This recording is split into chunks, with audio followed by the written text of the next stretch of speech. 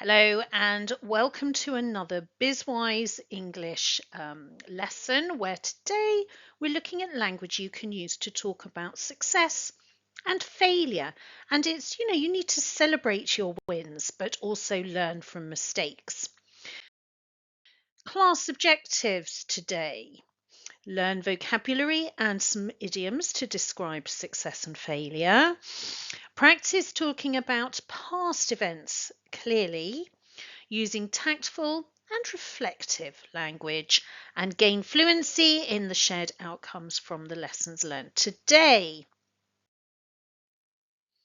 I want you to think about this. Just stop the video and think about, what does success mean to you at work? And have you ever learned something important from failure? So just stop and reflect on these questions for a moment. Here are some useful words when you want to describe a success, maybe your personal success or success of the team. To achieve, deliver, exceed expectations. Maybe there was a breakthrough, you passed a milestone, you're on target or ahead of schedule, or perhaps you smashed a goal or hit one of your KPIs. And the useful vocabulary for failure, which is also important. You might miss a deadline, fall short, or something falls through. A contract falls through, a sale falls through. Or perhaps there is some kind of setback. Make a mistake. Remember, we use the verb make with a mistake. We could say, oh, we're back to square one, which means going back to the beginning. And always focus on your tone. Keep it neutral, soft, or sometimes more direct. It does depend on who you're speaking to, who you are giving this information to. Now, talking about the past, this can get slightly challenging. We're going to look at the past simple versus the present perfect. For example, if I say we missed the deadline, it is finished. That's it, done. I use the past simple. If I want to say the launch has been delayed, it was a recent event. It might have been finished, but it's not finished really, is it? It's delayed. We are still waiting for the launch to complete. And this is where we would use the present perfect. Something that started in the past, but it is still ongoing, it is still true, or it's recently finished, but it has some consequence. So let's look at this in more detail. If it's completely finished, use the past simple. If it's something recent, recently completed, present perfect. If it is ongoing, it is not actually finished, the present perfect. If it is something delayed, you're focusing on the interruption or the hold up, the delay, we use the present perfect. There we are. We do use this a lot. Remember, it is the verb to have plus the past participle. If you don't remember all your verb constructions, go back to the video with all the verb tenses explained in detail. Now here you're going to match the sentence to the correct category. Our categories are finished, ongoing, recent, and delayed. Try to see if you can understand the meaning of the sentence and decide, is this finished, ongoing, recent, or delayed? So sentence number 1, we completed the initial phase last Friday. Stop the video, think about it, and when you're ready, come back and I will give you the answer. The answer to number 1 is finished. The clue is the fact it says last Friday. It means it is completely and utterly in the past. There is no connection to now. We completed the initial phase last Friday. Done.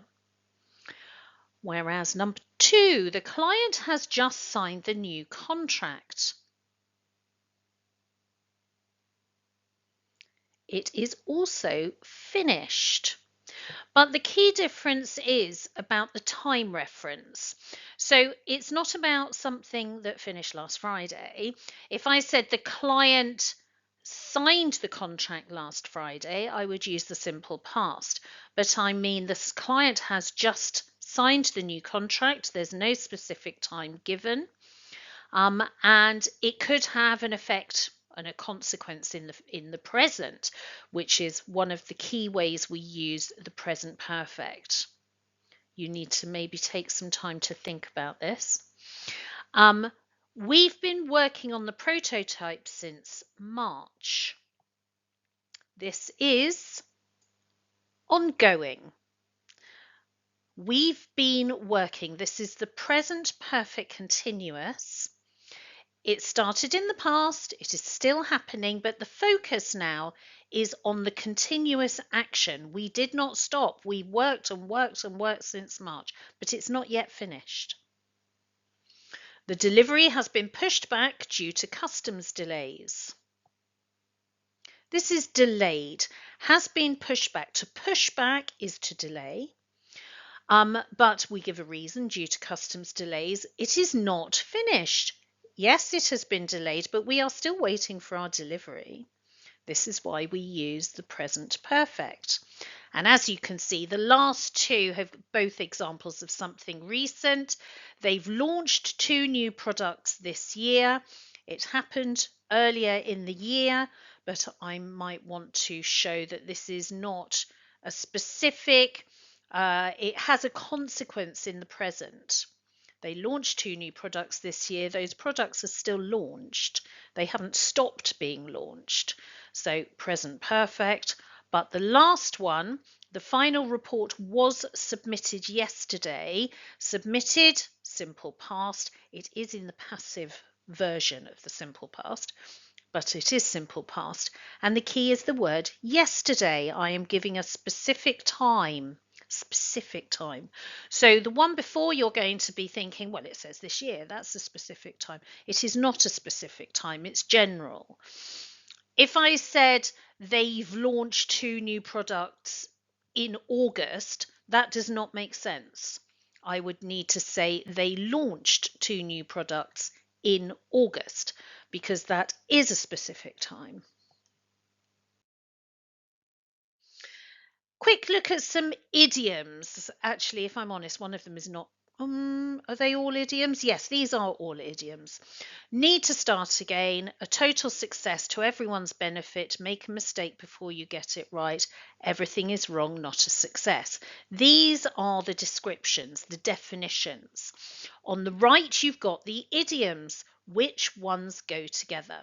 Our idioms are knocked it out of the park, back to the drawing board, learn the hard way, a complete disaster, a win-win situation. Which one of those means need to start again? Stop the video, think about it, come back when you are ready to see the answer. The answer is back to the drawing board. This is a reference to a designer or an architect or someone like this who work on a drawing board, and when they start their design, this is the place they begin.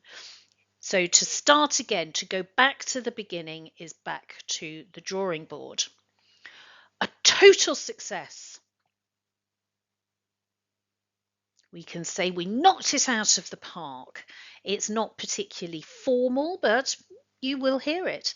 We did, if it was a big success, we knocked it out of the park. This is a reference to baseball. As you can imagine, it's probably an American idiom for when somebody hits the baseball and it goes so far, it actually goes right out of the baseball park.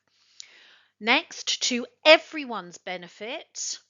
You will probably know this one. It is a win-win situation. Make a mistake before you get it right is to learn the hard way. And everything is wrong, it is not a success, means it is a complete disaster. Okay. Which sentence shows success? Is it the team exceeded our expectations and delivered the project ahead of schedule? Or, although we launched, there were several unresolved issues that affected performance? Or, the campaign was completed but didn't quite meet the initial KPIs? Stop the video, think about it, come back when you're ready for the answer, and of course, the words that show success are in number one. The team exceeded our expectations. Fantastic. And delivered the project ahead of schedule, which means they were early. Most unusual. Very good. Well done, team. Now you need to stop and think about this. I've got an exercise here that's a role play. You could try and do this perhaps on your own or even get one of your colleagues to join in. Imagine you're giving a project status update to a manager. Here are all of those words we've seen for success, for failure, plus the idioms. The idea is you're going to give your manager one version with good news, success, one with setbacks, things that are not so good. Use honest but diplomatic phrasing. For example, we encountered delays but made adjustments. Take some time, stop, make yourself this project status update, maybe in spoken form or email form. Next task is to simply describe a success or a failure. Try to use a real work situation. If you don't have a real work situation, you will need to use your imagination, but it works very well if it's a real situation. Include one success, one failure, add an idiom, and some reflection. Now, we've done reflection in the past where we would say something such as, we should have, plus the past participle. We should have thought about it. We should have considered that situation. We should have.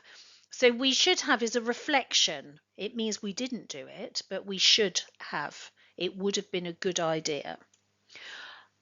And a group discussion, which of course you can't do because you're watching the video as a single person, but we do have live group sessions every Wednesday at 1 p.m. CET time if you can join us. The key takeaways from today are you do need to mix honesty with diplomacy. Be honest if there is a failure. Use idioms to soften or enrich the language. Not too many. Don't use too many idioms. It doesn't sound natural. Use the present perfect for recent outcomes and reflect. Think about things you should have done differently, but never blame anyone. Never blame someone. Okay, that's not professional.